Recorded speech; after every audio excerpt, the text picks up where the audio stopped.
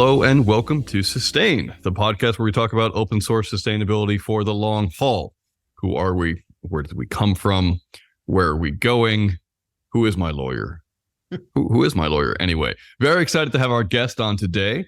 For those of you watching, yes, this is the first time we've tried to do a video podcast, which is kind of cool. Just thought it might be a fun idea. And so you already know who our guest is. I am, of course, Richard Littauer. I'm your host today. Very excited to be here. And we have Heather Meeker on. Heather, how you doing? I'm doing great. Thank you. It's great to have you. I'm really excited to talk about the work that you've been working on because as well as being an awesome open source lawyer, you are an author of several books on open source, which is really, really great. One of them, I believe, just came out or will have come out a few months ago when this podcast is being listened to by you all. It's called From Project to Profit, and I'm very excited about it. Before we talk about it in depth, which is the point of this podcast, I want people to know who you are exactly. So I know that you're a lawyer. I know you went to Yale. I know you're one of the founding partners of OSS Capital, and that you've received a ton of awards for being a prime mover in the space, for being the number one lawyer in all of the world. But like really actual cool awards. That one sounded a bit fake. You know, top 100 women lawyers in California, San Francisco Information IT Lawyer of the Year in 2012, all sorts of things. Can you tell me what your practice looks like now? Who are you currently working with and what do you currently do? Right now, I'm trying to limit my practice to open source related matters. I was a quote unquote big law lawyer for almost 30 years. And wow. About 2 years ago, I left my last big law firm and went out on my own. And part of the point of that, of course, this was during the depths of the pandemic. So everybody's making life choices then, right? And my life choice was to do just the work I wanted to do. You know, I'm candidly would have been coming up on retirement soon, and I was thinking about that. But then I thought, well, I don't have to stop. I can just stop doing the things that I don't prefer to do. And don't get me wrong, I loved my career, really, but I just wanted to focus on the things I liked most. So that's a long way of saying today I only work on open source related things, as opposed to my broader practice in tech transactions and M&A and so forth. And then, of course, like everyone else, I got drawn into the AI stuff earlier this year because people had recognized that a lot of the issues were very similar to the open source practice. And so I kind of got drawn into that as well. But I try to limit what I'm doing to open source today. So I have clients ranging from the smallest to the biggest, and I talk to them about all sorts of open source stuff, ranging from compliance to doing code releases to participating in foundations to starting whole businesses around open source, really a little bit of litigation support, really from soup to nuts. Amazing. Awesome. I'm really proud of you for making the jump to do only what you want to do. That's really awesome and lucky and cool. And I'm glad that it's open source. That's great. Most people who have a long, successful career in something that doesn't involve writing want to become an author and then find it's the last thing in the world they want to do. Looking behind you, I'm seeing at least 3 books up on the desk. So when did you decide that you wanted to take your law practice and your work and actually transform it into writing for the general public? I really started writing just as soon as I started practicing. I love to write. And particularly when I got interested in open source software licensing, there was not a lot out there to read about it. I found when I was trying to learn myself that most of what was out there was advocacy. So you would read about open source and it would be advocacy from open source advocates. Well, lawyers need something a little bit different. They need kind of more, I would say, objective analysis and more formal analysis of legal issues. So I started writing articles and so forth, starting in the late 1990s. And then in the early 2000s, I started collecting some of the stuff I was writing into a book about open source. So I put the book out. I put a few editions out. That was kind of an interesting journey. I started with a conventional publisher, which was Wiley. And then I moved to self-publishing after the first edition. Meanwhile, I had already written a tech licensing book because I was teaching a class in technology licensing, and I found that I couldn't find a textbook that I liked. So I wrote one. And again, using a lot of the stuff I had written and collecting it together. For those of you who might want to go down this journey, the process of taking, say, 12 articles that you've written and collecting them into a book is more work than you would ever think possible. Because look, you've already written it, right? But harmonizing them and organizing them, it's really a 90-10 rule. It really takes a lot of work. So for both the tech licensing book and the open source licensing book, that was a process I went through. It does sound like a lot of work. Every time I've tried to write a book, I failed miserably. So I understand that at least. You may be better. Tell me about this newest. Maybe it's possible. I keep trying. Can you tell me about this new book that just came out? So From Project to Profit. A lot of people know my first open source book, which is Open Source for Business. That's more about open source licensing. Yeah. And how to understand it in business. From Project to Profit really came out of my work at OSS Capital, which I've been working with for about 5 years now. And I transitioned from an advisor to a full-time GP at the fund. So I wanted to get down on paper, because that's just the way I roll, right? I wanted to get down on paper my thoughts about why open source is an extremely useful vehicle for business. Because I was not seeing something that somebody could just take down and read about that. And I knew that many people were very interested in it.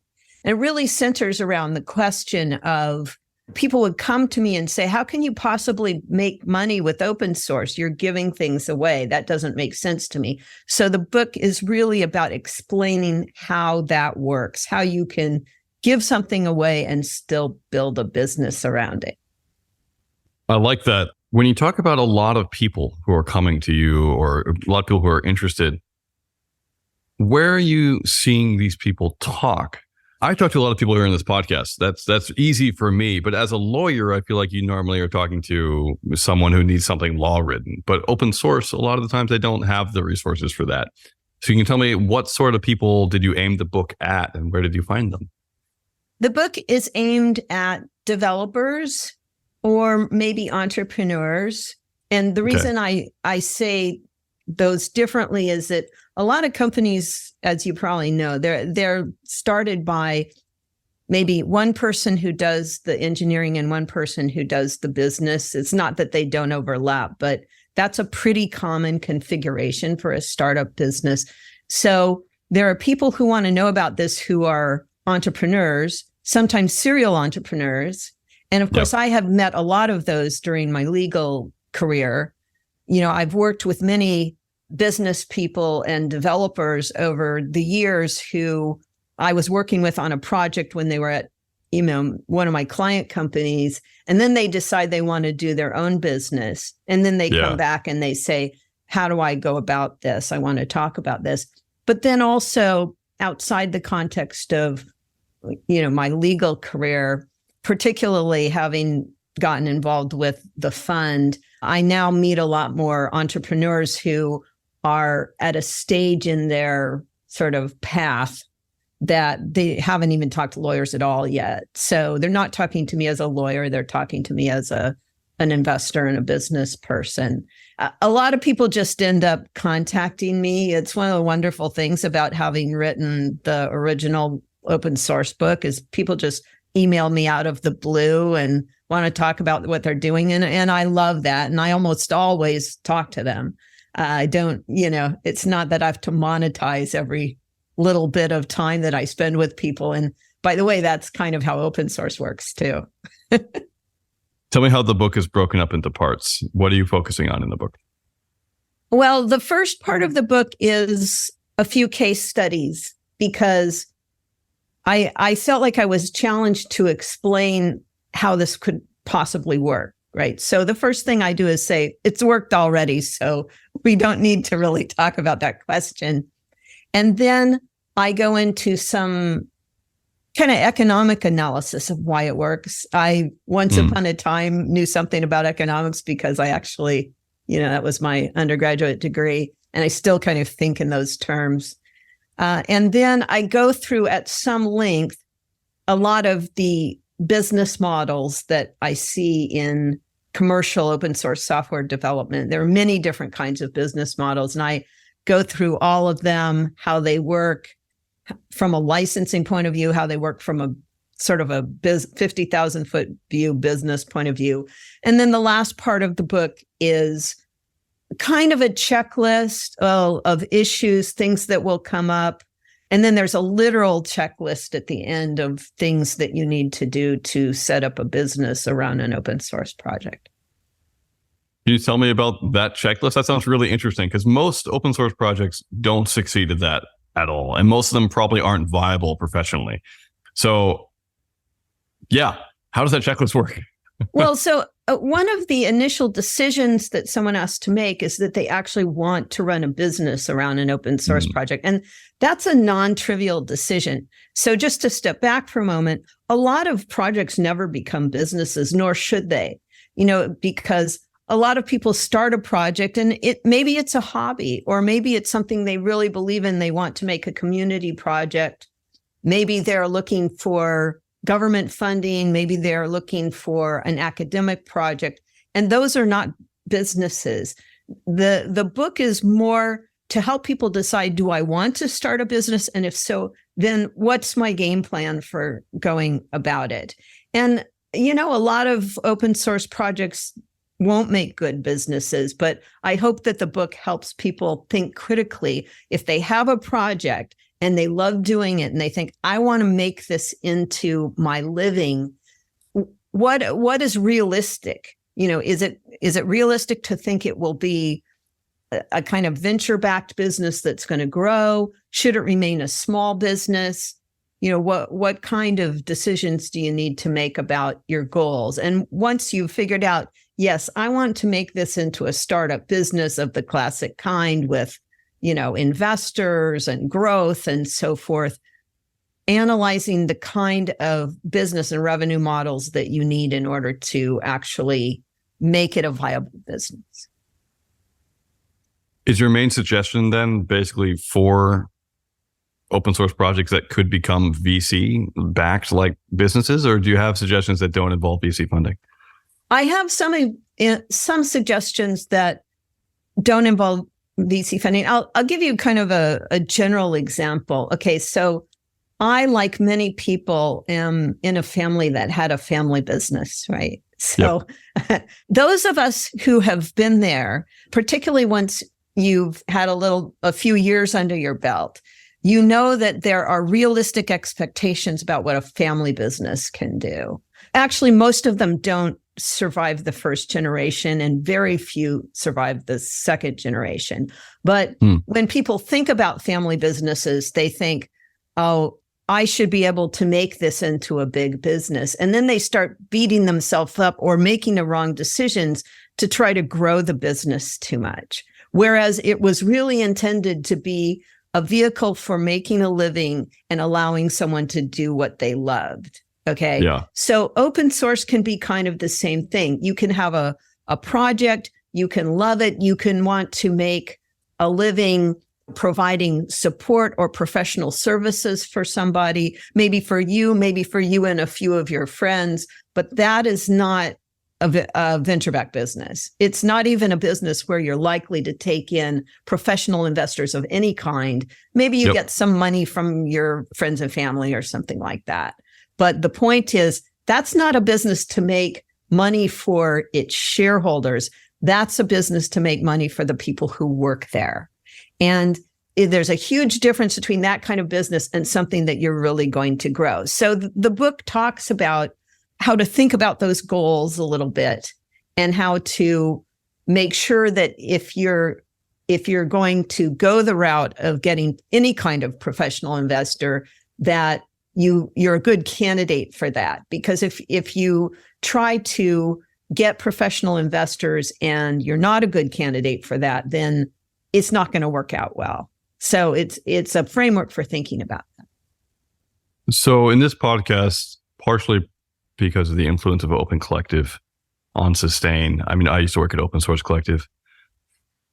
We focused a lot on projects that are sort of community projects that then want to start being sustainable and want to start bringing in some money. And there's hasn't been a ton of discussion around how much money is actually worth bringing in, and should it be something like a family business, right? Should it just be enough to help the maintainers continue to live their lives well and keep working on the project, versus we need to grow the community. We need to make it a much bigger business that makes everyone be able to be paid.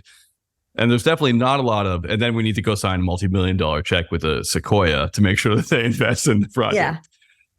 Do you have any sense of how many open source projects out there are run like your family business idea, where there's just a couple of people who are paid enough to continue working on it? Most of the small ones are. And that's how most of them start. You know, most of them are labors of love.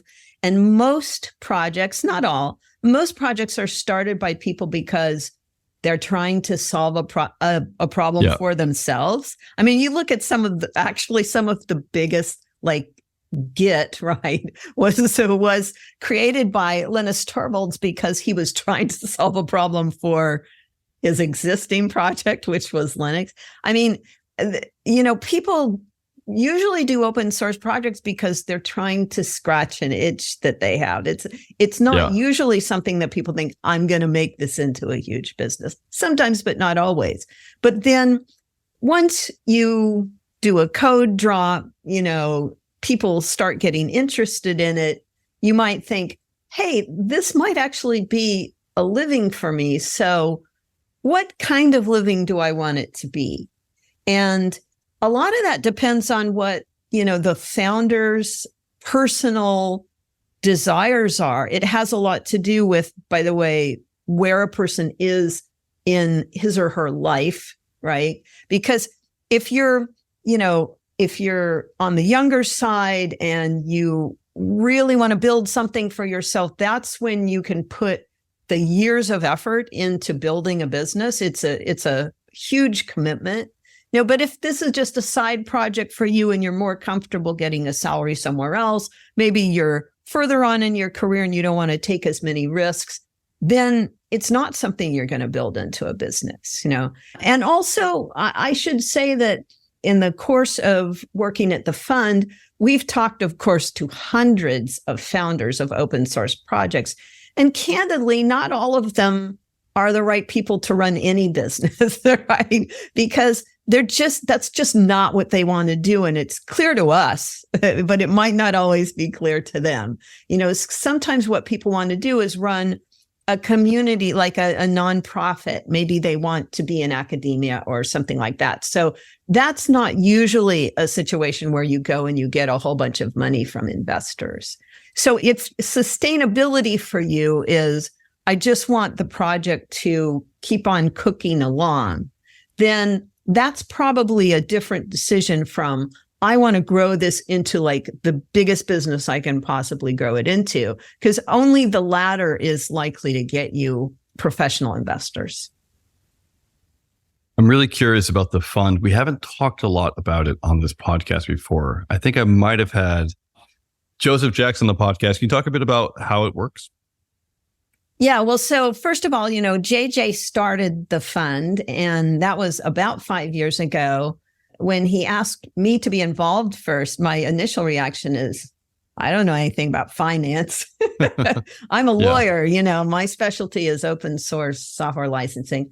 And it turned out that I had actually been spending a lot of quality time with my clients, talking to them about how to build businesses around open source. So it turned out to be actually kind of a natural progression for me. But very quickly about the fund, we are pre-seed or seed stage fund. So very early, we're often helping form the companies that we invest in along with their founders. We only invest in commercial open source software development, nothing else. In that respect, we're probably unique as a VC fund. There are other VCs who do invest in commercial open source businesses, but that's not their thesis. This is our thesis. We believe that this is the best way to run a business and the most economically sound way to run a business, which is a pretty radical idea, actually. And that's basically what JJ thought when he started the fund. And so we do seed stage investments, and we're on our third fund now. We raised 2 funds, which are fully invested at this point. We also have a program to do some kind of almost incubator-like funding, but that's it. We're basically traditional VCs. It's just that we believe that open source is the best basis for a business. So when you are talking to prospective fundees, do you just hand them a copy of your book and say, read this first, then come back to me?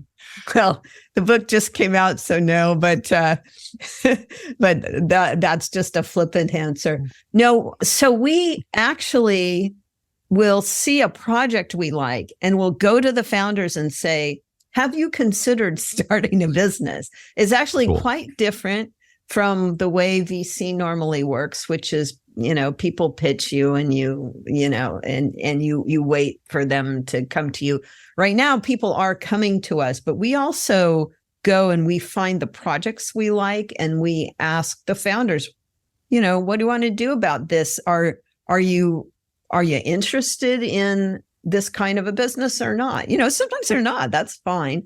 But we want to look at the best projects, the ones that are getting a good community going and that solve a market need that we think is an interesting market sector. So when you talk to projects that have a large community or have a good community going, I'm really curious what you address in the book around the topic of equitable payment for contributors. Because a lot of the issues with open source projects is once you start throwing money into the mix, it alienates some people, right? So who gets the money? How do you decide where the governance goes? How do you decide how much money to get and who should be paid among all the contributors? So I'm curious how you address that topic. Well, one thing we do is, I wouldn't say this is maybe 100% rule, but if not, it's almost 100%. We only want to fund companies started by the founders of the project. So effectively, what usually happens is there are 1, 2, 3 people who have started the project and they have done almost all the work. So we invest in a company created by them and owned by them. And then when it comes to other contributors, they make the decision whether to bring them on professionally or not. As a matter of fact, in these kinds of projects, and really lots of open source projects, many contributors contribute fairly small amounts. They're more like a community of users or developers, and the kinds of things that they contribute are, well, I found this issue, or here's a bug fix that I suggest. And people are not usually so concerned about being compensated for that because they get compensated because the product improves and they're using the product, right?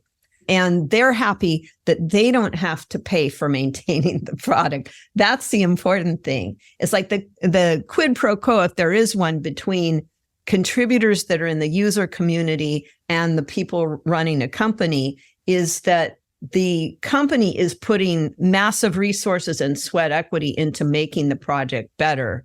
And the contributors will benefit from that. If you had a large contributor, if I were running one of our portfolio companies and I had a large contributor, I would probably pay them something either in money or stock, because that would be the fair thing to do. But that's kind of a larger thing in software development anyway. People are generally not going to make huge contributions to anything unless they get compensated. It's not so much because they're greedy. Maybe they are, maybe they're not. It's because they have, realities that they have to meet in their life. And if they're spending a lot of time on something, then they have to be compensated so that they can have the time to spend on. So if that wasn't the tough part of the book, what was the toughest section to write? The toughest section to write was the economic analysis, because I had to kind of, relearn some of the stuff that I learned an embarrassingly long time ago. I actually called up one of my old professors to talk to him about it. And I drew some graphs, which is what I did most of when I was studying economics. I studied the very mathematical kind of economics when I was in college. So that required a lot of thinking. And I was also, that's the area where I was really concerned to get it right, because, it wasn't just the kind of thing I talk about every day. It was kind of more of a deep analysis of it. So I hope that part is useful to people. I actually asked one of my editors, I employ professional editors when I do a book on my own. Do you think that this part is useful? Do you think it should be in here? Should I put it at the back for people who don't want to be bothered with it?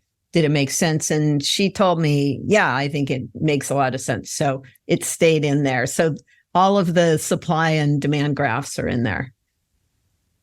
Excellent. Were there any famous economists you mentioned during that work, like Ostrom or Nash or something? No, this is just basic economic analysis. A lot of people think of it. So if you have a company that does, say, a community version and an enterprise version of a product, which is very common in commercial open source software development, a lot of people view those as substitute products. So if you look at it that way, then you've got community users and you try to convert them to paid users, right? Yeah. And people kind of understand that. But then you're thinking it is dangerous to start thinking about those two products as substitute products. I mean, they're kind of competing against each other. In fact, they're complementary products, but they serve different purposes. The community version of your product, if that's the kind of business you're doing, it creates a lot of benefit for the community. It's marketing, it's good for your paid customers and so forth in various ways that the book discusses. And then there's a complementary product, which is the paid product, which is probably something you're only going to sell to certain kinds of customers. Other people are going to want to use the free one. But unless you look at them as complements, you're going to start going down the wrong road. People complain to me all the time about companies taking code private. And when that happens, I think one of the things they're doing is they start thinking about the substitute mode instead of the complementary mode. And they don't place enough value in what's happening in the community, which can be an extraordinarily powerful business tool for a company. That's a really interesting pitfall. Is there any others that jump to mind right now for things that people normally mess up on? Well, there are a lot of things that startups mess up on that are not specific to open source. I mention a few of those in the book just so that, for the sake of completeness. But I'll answer a question you didn't ask, if that's okay. Cool. Which is, people ask me all the time about companies that make decisions to take code private. So I'll step back. One of the criticisms of private funding of open source projects is that companies take the code private. So you see something like Elastic or HashiCorp or something like that. And there's a lot of flack when companies do that. And I'm not calling out those particular companies. This is a phenomenon that happens. And when people see that phenomenon, they often say, this is because of capitalism. This is because this is a corporate open source project and we shouldn't have corporate open source projects. I think that's 100% wrong. What's happened there is that companies reach a stage of maturity where the investors don't care about the open source anymore. Yeah. And at that point, they start engaging in what I think is often like questionable analysis about how to take their existing project or product and monetize it more, as opposed to thinking about growing and creating more value, right? So this kind of gets back to our fund. Like, we are 100% aligned with our founders about open source. In fact, when we do funding, we require them to maintain the open source project. That's unheard of in VC, right? We have a literal contract with them that they cannot stop maintaining their open source project. Whereas a lot of investors, like private equity investors, even when a company goes public, the public company investors, they start thinking, open source is leaving too much on the table. We need to claw that back, and we need to make more money on our existing project because we've got an opportunity cost there. That's not the way we think at all. The way we think is, we want you to use open source in your business. We never want you to stop. Now, obviously, we'll get diluted out someday with some of the businesses. But what is happening when companies start clawing back and taking stuff out of open source and going private is that they have investors who are not aligned with the value of open source anymore. You don't think having misaligned investors is actually just part of capitalism in general? So it could actually be capitalism that is the problem? It could be, yeah. But on the other hand, I do think it's possible to run a business sustainably, create a ton of value with the open source project, and never take it private. And the thing is that all of the angst that people experience about sustainability of open source, that is one way to solve the problem. It's not the only way to solve the problem, but it does generate a lot of resources to maintain the project. Earlier you said, at the fund, we're all about open source. We require maintainers to maintain their project. We require businesses to maintain their open source projects. What do you mean when you say open source there? Because open source is ultimately just a licensing method. So what are you talking about when you say we're all about open source? Well, I would say that I don't want to overstate, because I'm a lawyer, right? So I always want to be precise about things, right? That's why I'm asking you, to be fair. Yeah, so it's a mean question. So no, it's a perfectly valid question.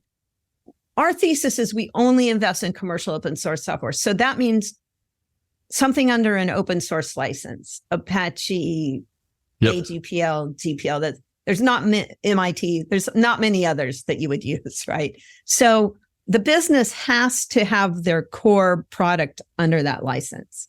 Now, of course, companies use things like source available licenses and all sorts of variations, and that's fine, right? But the core technology has to be open source. Now, the reason I'm, stuttering a little bit here is that when you get outside the bounds of what is strictly software, it can get a little difficult to tell what open source is. Like data, like crypto. We don't really do crypto, but, we've got a couple of portfolio companies that are loosely involved with crypto, right? Or data or hardware, right? So when you ask what is open source X, or AI for that matter, there's the elephant in the room. When you ask what is open source hardware, data, AI, etc., that's actually a very difficult question to answer from a doctrinal point of view. And we are trying to figure that out, particularly with respect to AI, like everybody else is. In fact, we are heavily involved in efforts to try to define what open source AI is, because we don't think that the definitions out there are sufficient. Well, there really isn't one, but we are very concerned that there be an appropriate definition. So that gets a little difficult, because when you say what is open source, it can be a hard question to answer for stuff that is not software. But if it's software, it's an easy answer. It's something under GPL, Apache, MIT, Mozilla, AGPL, like top 6 licenses or so. That's all it is. When you talk about the efforts you're involved in, do you mean the OPA, the Open Policy Alliance, as well? No, we are supporting the open source initiative's effort to do a definition. Yeah. But we also wrote our own, because well, just because that's how we roll, um, called the open weights definition, which is on GitHub. You can look it up, comment on it. We tried to write a definition because when we're investing in AI, we want to know what it means to be open source AI. It's important to our thesis. And I won't go on and on about this, but I think it's also extremely important for the world to understand what it is for AI to be open and transparent is absolutely essential. I would agree. Heather, this has been great. Thank you so much for coming on and talking about your book. It's really, really exciting. Is there anywhere where people can go and buy it? It's on Amazon. I publish through Amazon because I'm self-published. So it's available in Kindle and paperback forms on Amazon. I hope to do an audiobook soon, but that probably requires me to have a little bit of quiet time, maybe over the holidays, to narrate it. So hopefully it will be on Audible sometime next year. But right now you can buy it on Amazon.com. That's great. We'll have the links for that in the show notes. Where can people find your work in general online? Do you have a website? My website is heathermeeker.com. On there, you'll find like my blog. You'll find a whole bunch of stuff about me, the usual self-promotion and so forth. I also do a series of videos on YouTube, and those are called Heather Thinks About Software. And that's a little bit less about law and licensing and a little more about what's happening in the tech world. And they are, shall we say, a little on the sardonic side. So they're intended to be hopefully entertaining and informative. And I tackle different topics that just come up on my news feed usually. So I've got that video series now. Now I'm kind of trying to mesh the video and the blog so that they are harmonized and they're not cannibalizing each other, which was something that was happening. So those are the easiest ways to find me. I'm of course on the service formerly known as Twitter and LinkedIn. So I'm super easy to find. And those links will be in the show notes as well. All right. Now it's time for the ending part of the show, Spotlight, where we highlight projects, people, places, things, which we feel just need a little bit more light shed on them. So today, following the long-standing tradition that I've started using, which is just the last book I've read that was useful, I'm going to just highlight again Viktor Frankl's Man's Search for Meaning. Really like this book. I'm rereading it now for the third or fourth time. And every time I read it, I get different things out of it. So highly suggest taking a crack at it. I know it is about the Holocaust, so it's incredibly dense and somewhat dark, but it's actually very rewarding as a read. And I never find that I'm actually depressed afterwards. It's more the other way around. So highly suggest Man's Search for Meaning. Heather, what's your spotlight today? Can I choose a few things? Sure. Well, I wasn't originally thinking of saying this, but you reminded me. There's an author I love. His name is Primo Levi, and he wrote about the Holocaust. And those books are weirdly some of the most uplifting things I've ever read in my life. I mean, when a friend first recommended them to me, I'm embarrassed to say I don't remember the exact. One is, I think, called Surviving Auschwitz. The other was called the Periodic Table, I think, because he was a chemist. And when my friend recommended them to me, I thought, I don't really want to read something about the Holocaust. It's like depressing, but they were just amazingly uplifting in a kind of a weird way. It's just like the power of people to survive in horrible circumstances. I really loved those books. As to kind of other books, there's actually a book that is a really old book by now called Games Mother Never Taught You. And this is a book for women and how to succeed in business. And I read that book when I was in my early 20s, and I have never forgotten it. It just was so helpful. And I still see things that author talked about every single day when I'm dealing with business. As to an open source project. My favorite one of all time is Audacity, which is a digital audio workstation. I had the privilege of representing the founders of that project when they sold their rights to a company because they wanted to retire, basically, and they couldn't maintain the project anymore. That is just the most awesome project ever. If you're a musician, you probably already know about it, but I'm a musician and I've been using it for years. And it's just, to me, it's a quintessential example of a perfect open source project. It's like, works great, has a huge community, great documentation. It doesn't have feature bloat. It's just like totally awesome project. And I love it. And I was a big user of it before I represented those guys when they called me. And I said, I was like, I would have done anything to represent them. Like I would have done it for free, and I almost did it for free, right? But I just loved the project so much. I also love Audacity. It's amazing. I also pay for Adobe's Audition, and the majority of the time, Audacity is actually easier to use and just works better. So it's like, that's what's great about open source. Like, it doesn't have feature bloat, and that is a perfect example of it. That is why open source based products are better, because proprietary companies have to keep adding features that most people don't want in order to sell more products, right? And that doesn't happen with open source software. It happens occasionally with open source. For instance, you may have noticed this is a video call, and we're doing this because we thought it might reach more listeners. And so we're curious if you actually watched this on the video. If you did, you could let us know. This is my segue into the closing text, by the way. You can tune out appropriately at this point. Let us know by emailing podcast@sustainoss.com. Be really excited to have any thoughts about this format, about whether you watched it online or about whether you enjoyed the podcast in general. Also, you can suggest guests and so forth, or complain. Feel free to complain. If you like this as well, Open Source Collective is where you can support more sustained podcasts. We produce over 200 of them, and we would like to actually make more money so we can continue to make more. So please go on and donate if you could. Share it with your friends. Like us on Apple, Spotify, and so forth, wherever podcasts are bought and sold.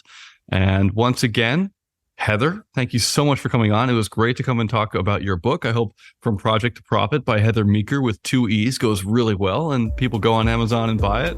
And keep up the good work. Thank you so much. Thank you. It was really great talking to you, and I appreciate the opportunity to be on the podcast.